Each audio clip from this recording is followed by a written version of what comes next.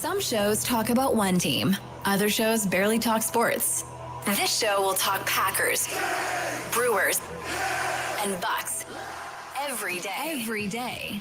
It's Wisconsin Sports Daily with Steve Sparky Fifer, served up by Wendy's on the Wisconsin Sports Radio Network. Download the Wendy's app today.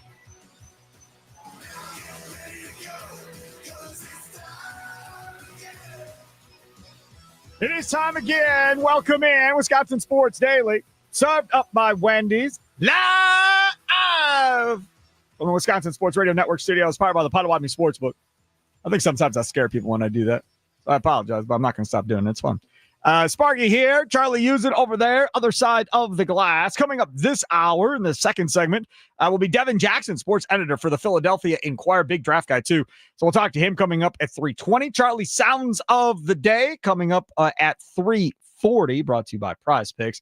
And then the 4 o'clock hour, we'll hear from Matt LaFleur, Joe Bartel, Fantasy Football Friday with RotoWire Fantasy Sports. You got questions you want to get in on fantasy football as bye weeks are flying through here and people are needing help. Always use that Nicolay Law Talking text line when he's on. If you want to call in and talk to him, absolutely. Or you can text in now or then, 414-677-1250, 414-677-1250. We wrap up the show, Follow the Money with Austin Herdenia of the Potawatomi Sportsbook, and find out where all the big money is lying at the Potawatomi Sportsbook going into the slate of football games coming up this weekend. And a funny story at the end of the show, just yet proving just how old I truly am. It is really, really sad. Speaking of that, and it's unfortunate that he's on the phone because we could have done this on video to do a side-by-side, but that's okay.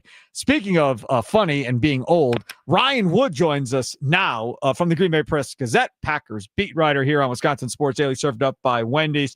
Ryan, I saw the picture the other day. My response on Twitter was, wow, wow, wow. Tell everybody about the picture that made its way onto social media of a young Ryan Wood. Is that on social media? I haven't seen that. Did you do me like that, Sparky? It is on social media. You're the one that tweeted it out, and then okay, I said, thought you were "Wow, talking wow, wow!" about spreading it more. Yeah, all right. So it's a video, and it might have been the first time I was ever on television. Ever. This was 2008 Ball State football. I was 21 years old. And it's good to go back because all of us in life, we've got enough swings at the plate. We've got enough reps banked in, right? Hold on a second. I'm going to challenge Charlie to find this on his Twitter feed so we can have it up on X and YouTube before this interview is over. But go on. It's good to go back to the beginning where you have no idea what the hell you're doing. Yes. And I'm just saying, I wasn't even speaking English other than I kept saying the word game over and over again for God knows reasons. And I was like, oh, wow.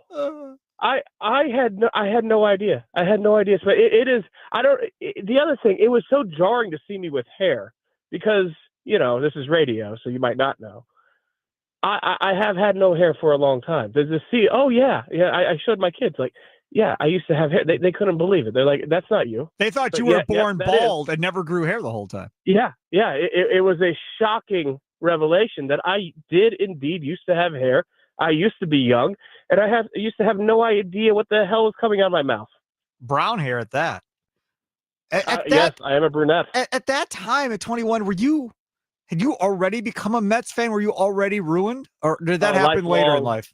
Sparky, I became a Mets fan at the age of 13. Oh, so you I was always kind of a Mets fan, but the moment that Roger Clemens threw that bat at Mike Piazza in the 2000 Subway Series, that was the moment that really sealed it in for me. I remember watching that. I was all over that series. That was a great series. I think I found it. Did you find it? Throw it up on X and on YouTube, because Ryan's on the phone, so he can't see it anyhow, but we can see it.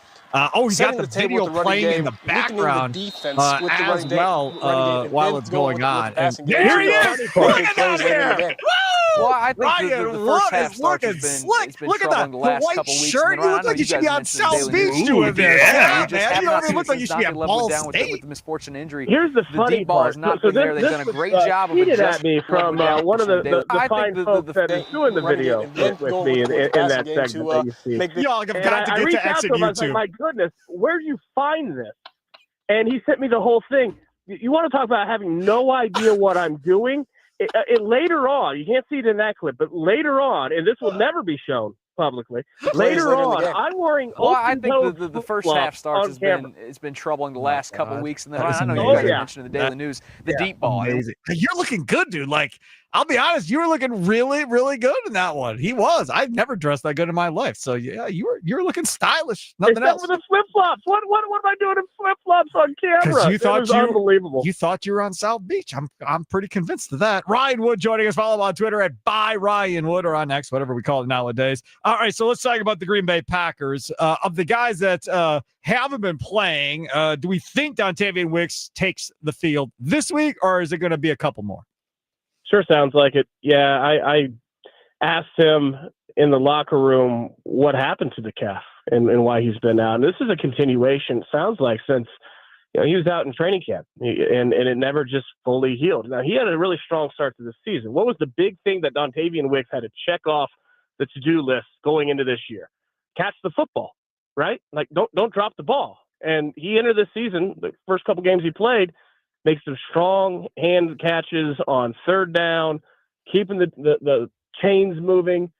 He checked that box, and then the calf just never healed. So it does sound like this is the week that Dontavian Wicks will be back. Matthew Golden with the shoulder. He's been practicing. He should be good. Boy, they can't use enough receivers right now in the wake of Tucker Kraft's season-ending torn ACL. So this is a good week to get healthy at receiver. What about the other free agents that they've signed, the two free agents that they've signed? Where are we at with Hobbs, and where are we at with Aaron Banks? I thought I saw Banks was practicing. Aaron Banks is practicing. I'd expect to see him. I am told that it'll be at least 2 weeks before you see Nate Hobbs again. He has a grade 1 MCL tear, and it happened in the game against Carolina. He had 19 snaps in the game. Took himself out late in the game, and it kind of got glossed over. I don't know if anyone even – I didn't realize that it had happened. And then he woke up Monday morning, got an MRI, and sure enough, now grade 1 is the most mild that you can have, but he's not practiced this week, and it's going to be a couple weeks till you see him again. Let's talk about Asante Samuel Jr., if you don't mind. Cornerback, played with the Chargers, had a spinal injury. He was just in Green Bay, it looks like, talking with them. What are your thoughts on how that went? I don't have any real thoughts on whether he should be signed or not because I wasn't in the workout. And ultimately, the Packers are going to tell us what they think of the workout, what they think of him, based on what they do. If they sign him, then they think he can help. If not, then they feel like the guys that they have right now are better. They don't have a lot of depth, though, at that corner position. I mean, where they're really hurting without Nate Hobbs is not in terms of the snaps at the starting level. Keyshawn Nixon and Carrington Valentine played a lot of ball. They'll be just fine. But they're one injury away to either of those two to having a backup who has never taken an NFL snap, whether that's Bo Melton or Kamal Haddon being on the field. And this is not exactly the week you want that to happen. So their depth is obviously short, which tells me if they think Asante Samuel Jr. can play, they're going to sign him. And if they don't, that says a lot. Do we know whether or not he met with Goody or LaFleur or any of those guys? Because I'm seeing a story from Palacero that his Friday visit with the Vikings today did not involve him meeting with anybody of significance other than the doctors. Sparky, you know how this works. They don't tell us those things. Of course not. Why would they? Yeah, I understand. Ryan Wood, Green Bay Press Gazette Packers beat writer. Follow him on Twitter at @ByRyanWood. Getting ready for Packers and Eagles on Monday with the Green Bay football postgame show, powered by Lakeland University, coming up Monday night after the game with Tommy Wirtz and myself. Okay, so let's talk about Luke Musgrave because that's where all eyes are, I think, going into this thing as far as how they're going to use him. Mike Wall, I had him on earlier in the week. He thinks they're going to have to change things up and probably aren't going to use him the same way as Tucker Kraft. What can you gather from what you've seen and what you've heard so far? I mean, these are two different species of tight end. They might play the same position, but they play it very, very differently. I do think it's a heck of a luxury for any offense to have an injury like this to Tucker Kraft and how significant he is in terms of production, in terms of scheme and what he does, because he is that classic inline tight end that blocks a ton and at a high level, and then he's been the best playmaker catching the football in their passing game. To have that guy go out and to have a young second-round tight end with clear talent, straight line speed to stretch the field that you can rely on. This is going to be a very big opportunity for Luke Musgrave, who has become an afterthought because of the emergence of Tucker Kraft and because Luke Musgrave has not been able to stay healthy in his first 2 NFL seasons. But if you just go back to, I think it was, week 12, almost exactly 2 years ago, and midway through their rookie seasons in November, it was Luke Musgrave that was miles ahead of Tucker Kraft. Now, Tucker Kraft did what every player given an opportunity dreams of, which is he ran with it and became an NFL star. And we don't know if Luke Musgrave will do that. But now it's the exact opposite. Luke Musgrave has a huge opportunity here. He is very talented. He needs to stay healthy. That's the big thing to me, because he has not stayed healthy in his career. And as bad as the Tucker Kraft injury is, it becomes exponentially worse if there's a significant injury to Luke Musgrave as well. But if he can stay on the field, he's going to be playing a ton of snaps. He's going to get targets. He is a playmaker that knows what to do in terms of running routes, getting open. He had 3 catches on 3 targets in the game-tying drive late Sunday against the Panthers. He's a playmaker, and he's going to get used. Let's talk about the running game of the Green Bay Packers, because I'll reference back to Mike Wall again, and he threw out the idea of they should maybe bring back the U-71 or something along those lines, put another offensive lineman out there and play maybe more of that way, kind of going forward to help that ground game and so forth moving forward. Could you see an Escalade, a Belton out there with that additional offensive lineman? Yeah, why not? I mean, try anything at this point. You got to get that run game on track. It's been a problem. Until it happens, this is going to be an offense that is clipped. It's very different than last year. A year ago, Josh Jacobs and that power run game was the identity of this offense. And I'm not saying with where Jordan Love is, even without Tucker Kraft, I mean, there's a lot of playmakers around him still. I'm not saying that it needs to be as much as last year, the identity of the offense, but you have to have more balance than this. When defenses drop into that soft 2-shell safety, you've got to be able to run the football, and they haven't been able to do that near consistently enough. I think the biggest issue with the run game, though, it's been 3 straight games now that Josh Jacobs has had fewer than 18 carries. Now he's been dealing with the calf. He hasn't been 100%. But Josh Jacobs is not Aaron Jones. Aaron Jones, you give him 13 carries, and he can find a way in those 13 carries to impact the game greatly. That he had that kind of burst. Josh Jacobs is a volume ball carrier.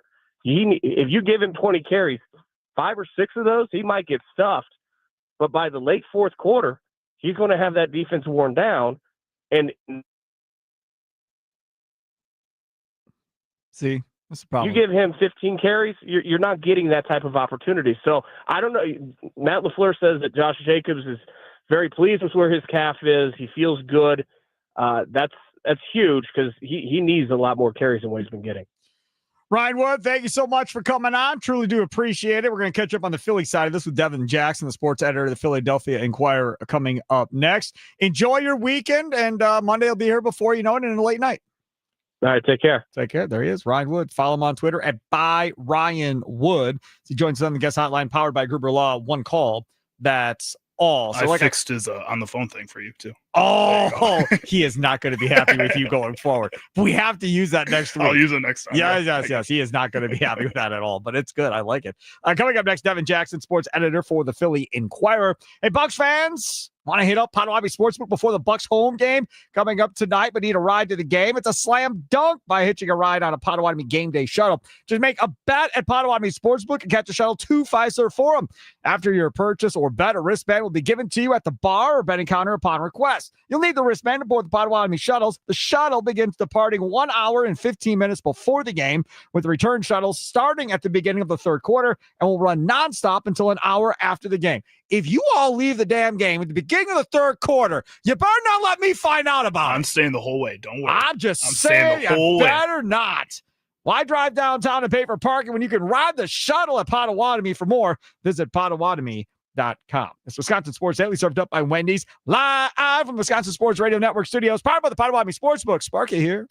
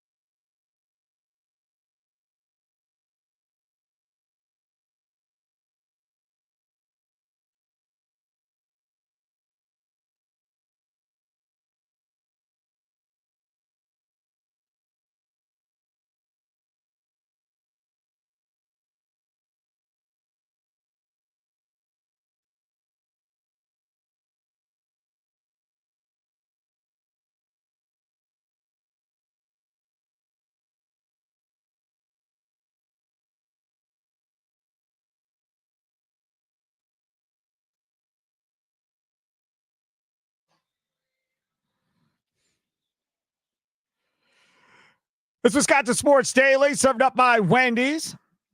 Sparky here, Charlie using producing the show. Other side of the glass. Don't forget Wisconsin Sports Wrap Up 5 to 6 today, like it is every day, Monday through Friday. With Tommy Wirtz, gives you the best of what happened earlier in the day, gives you his spin on things as well. Again, Caleb Durbin, Brewers third baseman, was on earlier today on Inside Wisconsin Sports with Trevor and Josh. So I'm sure we'll hear some of that for sure. We had Curtis Granderson on, former MLB outfielder. Of course, watched him in the postseason on TNT as well in the first hour of the show. So you may hear some Curtis Granderson. Might have a Brewers feel to it coming up from 5 to 6, but I don't know what direction Tommy Wirtz will decide to go into. We're going to continue talking about Packers, Eagles. We just had Ryan Wood on from the Green Bay Press Gazette. Now joining us, he is Devin Jackson, sports editor for the Philadelphia Inquirer. Follow him on Twitter at @RealD_Jackson. Thanks for coming on, Devin. I appreciate it. Yeah, thanks for having me on. I'm super excited to be on and chatting with you and, talking about and previewing this Monday night game between the Packers and the Eagles. Okay, so this is where we're at from a Packer fan standpoint. Packer fans are mad. Packer fans want to get rid of Matt LaFleur. Packer fans want to get rid of Gutekunst. Packer fans are sideways besides themselves because the two losses they have are the Panthers and the Browns, and games in which they don't feel like they should lose, right? It's the Packers don't lose to those two teams. But at the same point, as I've said, beginning of the year, I don't think anybody had them going 2-0 against the Lions and Washington to start off the season either. I think people would have been happy with 1-1 and getting a split there. So I'm trying to calm everybody down a little bit. From an Eagle fan perspective, is it meltdown time every time they lose a football game at this point in Philadelphia? Yeah, it definitely is. I think that kind of comes with, especially when you've been having success and you feel like it's a team that could, obviously for the Eagles' perspective, they've won the Super Bowl, went to the Super Bowl, but once you get a taste of that type of success, I think that people have much higher expectations, and the reality is no one's going perfect in NFL season. There's no more perfect teams left, and we haven't seen it in quite some time, and it's just kind of hard. The parity in the NFL is probably as good as it's ever been in terms of like any given Sunday, someone can get beat, so I think that's kind of part of it. And like the Eagles, I mean, the Eagles' perspective, you could also look at it as like they probably shouldn't have won the Rams game. They had to come back from a 26-9 deficit just to not only win that game. The Rams had a chance to win the game at the end of that game. And Jordan Davis blocked the field goal. And the Broncos game could have gone either way. The Eagles lost to the Broncos. Obviously had that embarrassing showing against the Giants the week after, so everyone was kind of melting down in Philly. So yeah, to answer your question in kind of a long-winded fashion, when the Eagles lose games, it's a pretty big deal, and people are ready for change to happen, and especially with the way the Eagles play in the first 6 games of the year and the inconsistencies of the offense. They wanted to fire a new offensive coordinator, Kevin Patullo, pretty early in the season. I will say this, that the Packers don't have a true number one wide receiver. That's been an ongoing thing since Devontae Adams left, right? They don't have that guy. The closest thing they had to that guy, based on the last 2 previous games, was going to be Tucker Kraft at tight end, who's now gone for the year. But not having one of those guys also means you can stay away from the diva component of what comes with one of those guys. I introduce you to A.J. Brown. So what is going on there with him, Jalen Hurts, Sirianni, in the front office? Yeah, I think it is just kind of one of those things that he wants to contribute to winning. And, the way he goes about it, is the way that he goes about it, whether it's posting on social media or those types of things. But I think at the core of it is that he wants to not only win, but be a big part of the reason that they win. So I think that's kind of been the dialogue and the way that I have taken a look at it. I know a lot of different people feel different ways about it. And, there's chatter about maybe they trade him at the trade deadline, but the Eagles are a much better team with A.J. Brown versus not. And it seems like the Eagles are starting to figure things out offensively, and he could be a big part of that. So I think it's hard, even for a receiver or a quarterback perspective and changing offensive coordinators now 3 straight years or 4 straight years that A.J. Brown has been in Philly. In addition to that, I think the lack of continuity that they had at the beginning of the season, trying to find their identity.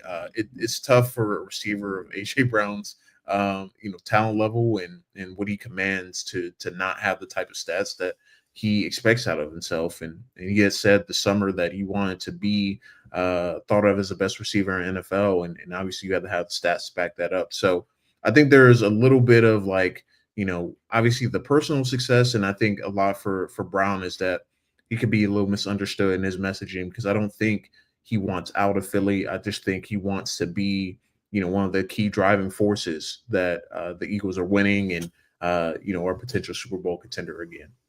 Talking with Devin Jackson, sports editor for the Philadelphia Inquirer. Follow him on Twitter at @RealD_Jackson. So the Packers get Micah Parsons in the offseason. Obviously, that was a big to-do about, okay, finally a premier pass rusher. Rashawn Gary is going to have a career high in sacks if he stays healthy. He's on pace for like 14 or 15 sacks this year. He's never hit double-digit sacks in his life. Having said that, this Philadelphia offensive line was and has probably been pretty good over the course of the last several years, but it does not appear that Cam Jurgens, the starting center for the Eagles, will play on Monday. He got hurt a couple of weeks ago. Now, even after the bye week, he didn't practice today, I don't think. So how big of a deal is that, not having Jurgens possibly for Monday night? Yeah, not having him would be huge, because he's been the consistent force in the middle of the Eagles offensive line since Jason Kelce retired, and he moved over from right guard to center. But he just brings that stability. Brett Toth played really good and starting that game against the Giants, and he has some good moments, but he's not the same level of player that Cam Jurgens is, and what he allows the Eagles to do in the run game, and just how stout he is in the middle of the offensive line.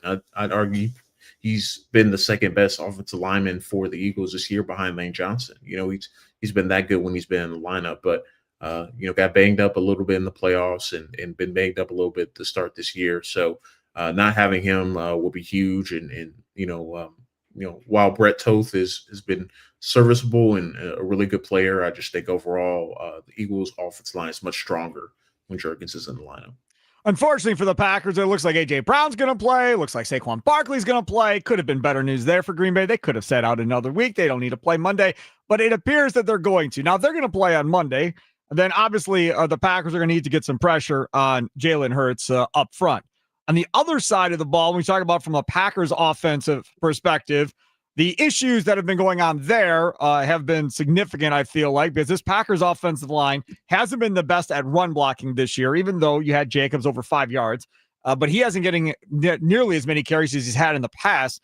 And then protecting Jordan Love. Derek Brown had his way up front with this Packers offensive line for the Panthers last week. How much has Philadelphia's front seven been a terror to opposing quarterbacks throughout the year? And is this something that Packer fans should be concerned about going into Monday night?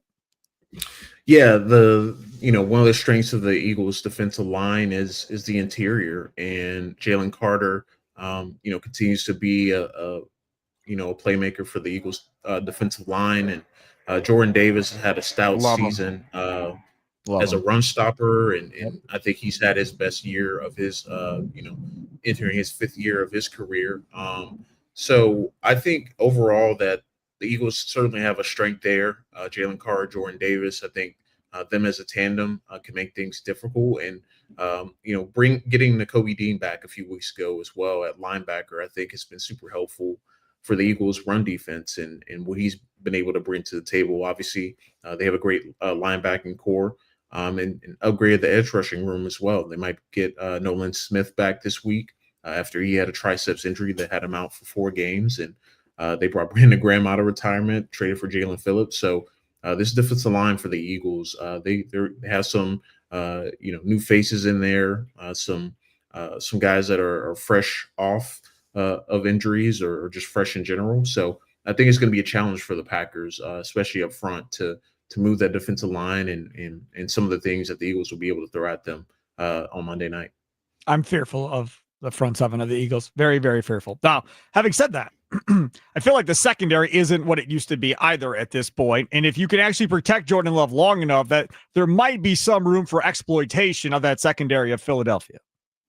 Yeah, if the Eagles, and they've struggled this year in getting home consistently and generating consistent pressure, the games that they struggled are the games that offenses have been able to pick them apart. I think about the second half against Denver when they really weren't getting pressure on Bo Nix, against Matthew Stafford for about the first 2.5, 3 quarters.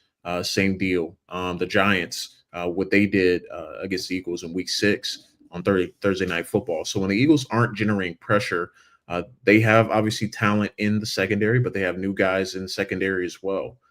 Whoever is going to be starting opposite Quinyon Mitchell is kind of up in the air right now. Adoree Jackson, he's banged up. Keely Ringo has been up and down when he's been in the lineup.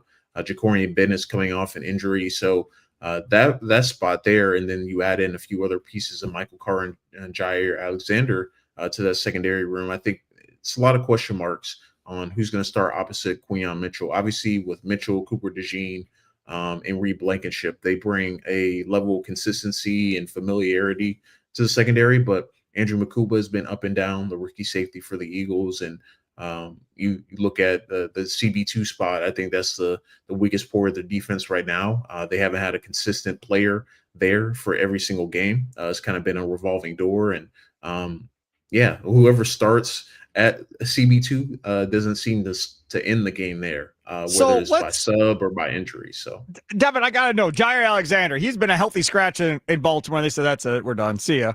You're out of here. And when he left the Packers, he couldn't stay healthy for a couple of years either, and that's why they decided to move on from Jair Alexander. So what is Philadelphia really expecting here in Jair Alexander? Well, Howie Roseman said it best. It's it's a low-risk move. If he turns out to be really good and kind of turn back the clock and looks like a good player, then it'll be looked upon as a great move. But if not, just one of those things that, they tried, to, flip over the stone and it just didn't work for them. But I think they're betting on him reuniting with Christian Parker, who worked a little bit in Green Bay with Jair Alexander. That relationship, I think they're hoping to kind of help rekindle some of his play. But he says he's 100% healthy. We'll see if he's thrown into the mix on Monday night, just on a little less than a week's prep. I will be surprised if he played at all Monday night. But I think going forward, I think they're hoping that they get something out of him down the line, and if they need someone to step up in that CB2 spot down the line, potentially at the end of the season or even in the playoffs. Last question. Prediction time. What do you got? Yeah, this is a tough one. I got 27-24 Eagles. I just think that the Eagles are playing really, really good football on the offensive side of the ball. I think they've found kind of a formula that works for them. Got Saquon Barkley going against the Giants, and got that running game established. They've done some really nice things on offense and bring in some of that play action game to the offense and doing a little bit things differently than they did to start the year. So I like the Eagles in a close one. I think that the Packers are going to give them a really good run. I think that the Green Bay's offense is going to look a lot better than it did against Carolina. And I just think it's going to be one of those games that comes down to the Eagles, making plays there in the fourth quarter. And I think they find a way to win. This game's close in the fourth quarter. I'll be very happy with that. There he is, our guy, Devin Jackson, sports editor for Philadelphia Inquirer. Follow him on Twitter at @RealD_Jackson. Thanks so much for coming on, man. Appreciate it. Yeah, thanks for having me on. Absolutely. Take care. There he is, Devin Jackson on the guest hotline, powered by Gruber Law. One call, that's all. Coming up next, Charlie's Sounds of the Day. What will he pick today? We will find out. Bucks and Bulls tonight. And when the Bucks win, you win at Wendy's. After every Bucks win, stop by any participating Wisconsin Wendy's for a free small vanilla or chocolate frosty classic. No purchase necessary. This offer is only good for 24 hours after win, so act fast. Get that free small frosty classic at Wendy's. Wisconsin Sports Daily served up by Wendy's, live from Wisconsin Sports Radio Network studios, powered by the Potawatomi Sportsbook. Sparky here.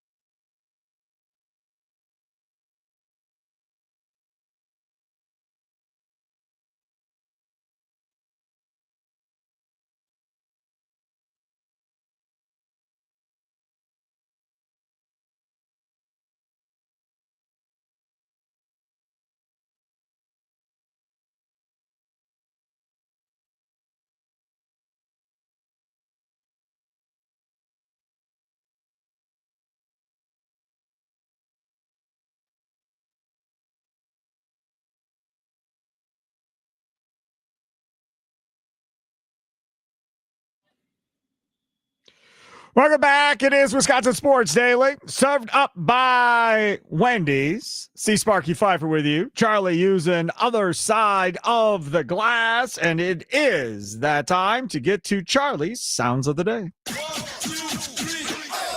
What sound clips will Chicago Charlie pick today for Sparky? Will Sparky become enraged? Will laughter ensue? It's time for Charlie's Sound of the Day. It's Wisconsin Sports Daily, served up by Wendy's on the Wisconsin Sports Radio Network.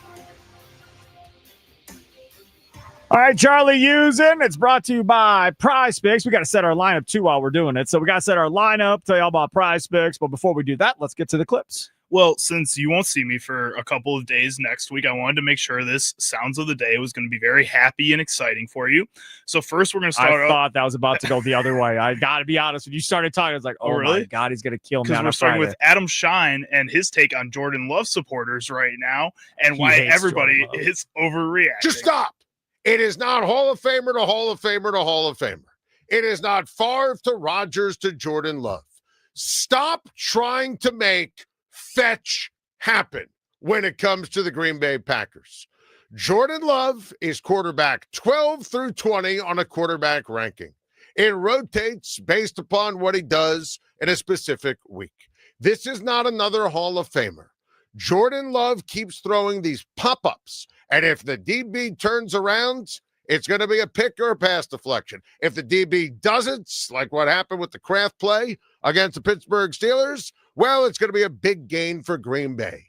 You look at Jordan Love, sensational against Dallas in the playoffs. The reason why they went home the week after against the San Francisco 49ers and was terrible last year in the playoffs against Philadelphia.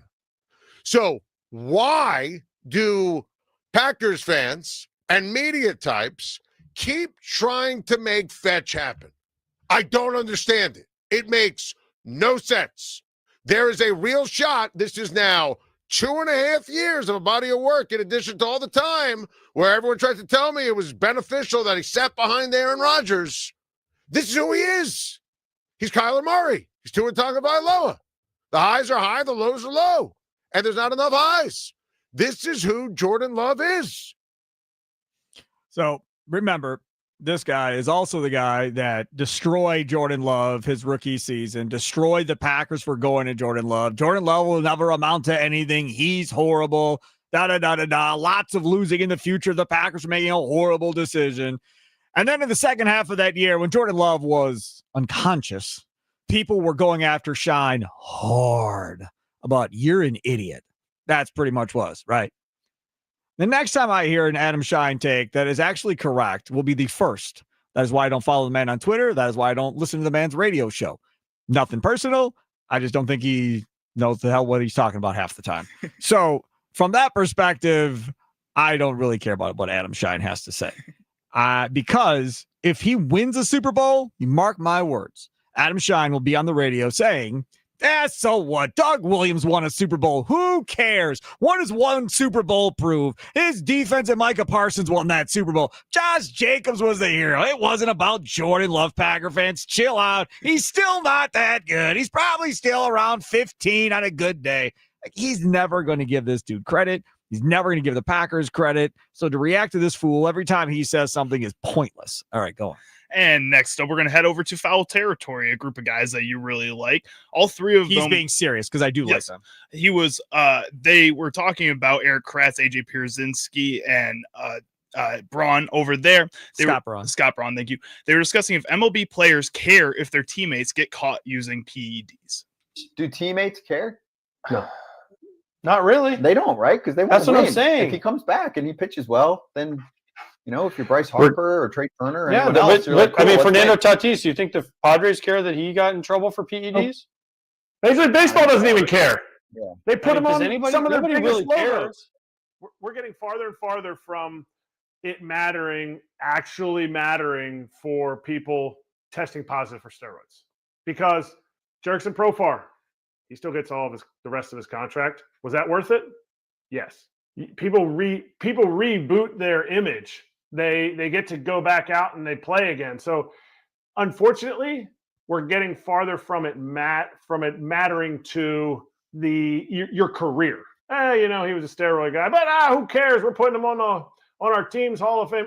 He's a steroid guy, but who cares? He's funny. He's a nice guy. He's got a great smile. Like, it really doesn't have the effect that I think some players feel like it does. And whether that's jealousy from those players or that's just players being like, I know what I put into it and I didn't cheat. And this guy still gets like notoriety. And I don't know what the answer is. Like, ban him from everything baseball?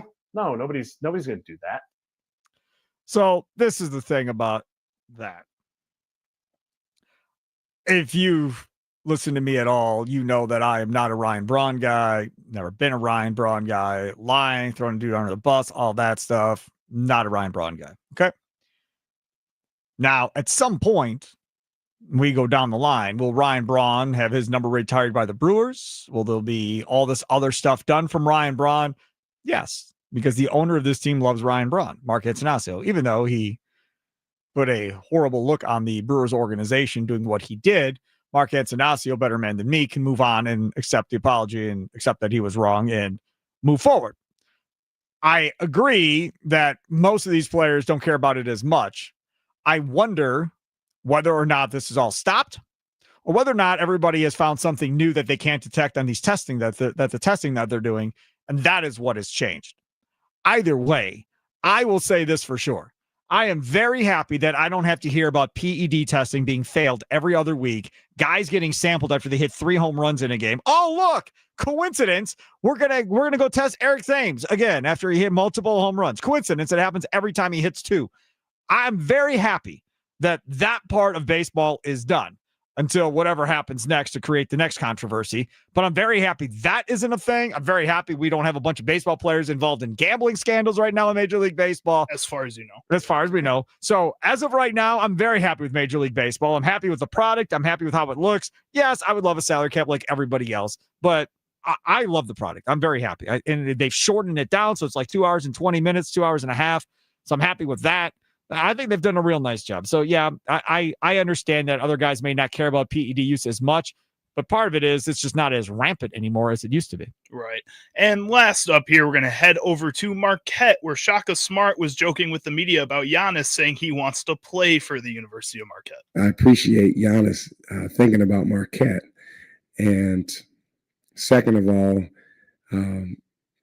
if there was ever a time for our compliance folks to go to work, now's the time because, I allowed myself like 5 minutes of suspending, reality and just thinking about what it would be like if Giannis was on our team.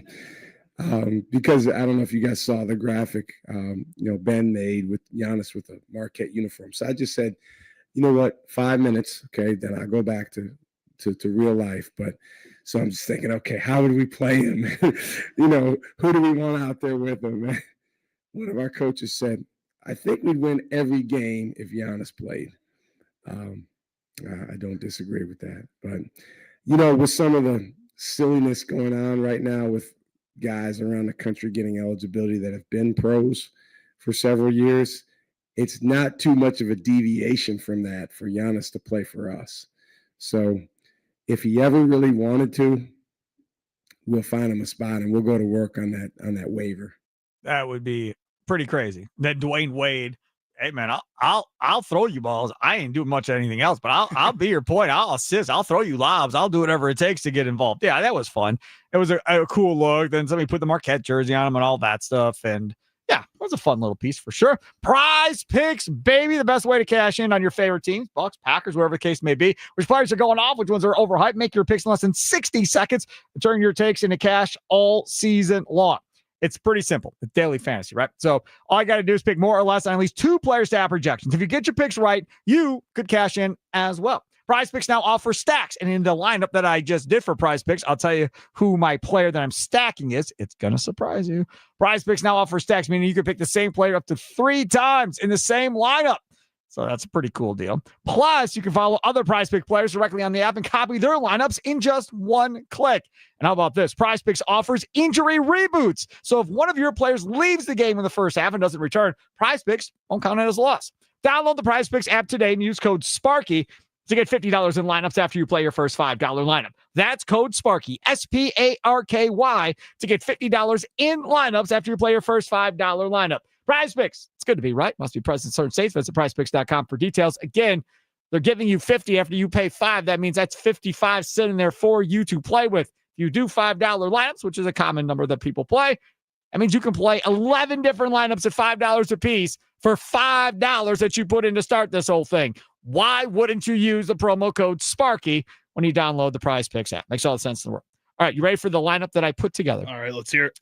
I'm not doing the National Football League. We can do that on Monday before Green Bay and Philadelphia. So we'll do one just for the Monday night. Fair enough. All okay. Right. So I have Jaylen Brown, points, rebounds, assists, more than 35.5 against your Orlando team. Okay. Yeah, I think I like that. I think I like that. Jaylen Brown's been getting a lot of the workload. Yeah. The player I am stacking, AJ Green. Ooh. So what do you got? AJ Green, more than 2.5 3-pointers made. Yeah. Okay. AJ Green, because once I did more than 2.5 3-pointers, the next thing I saw was more or less than 8.5 points. Well, if I'm saying he's going to hit 3 threes, why wouldn't I go more than 8.5 points? Yeah. So I stacked it.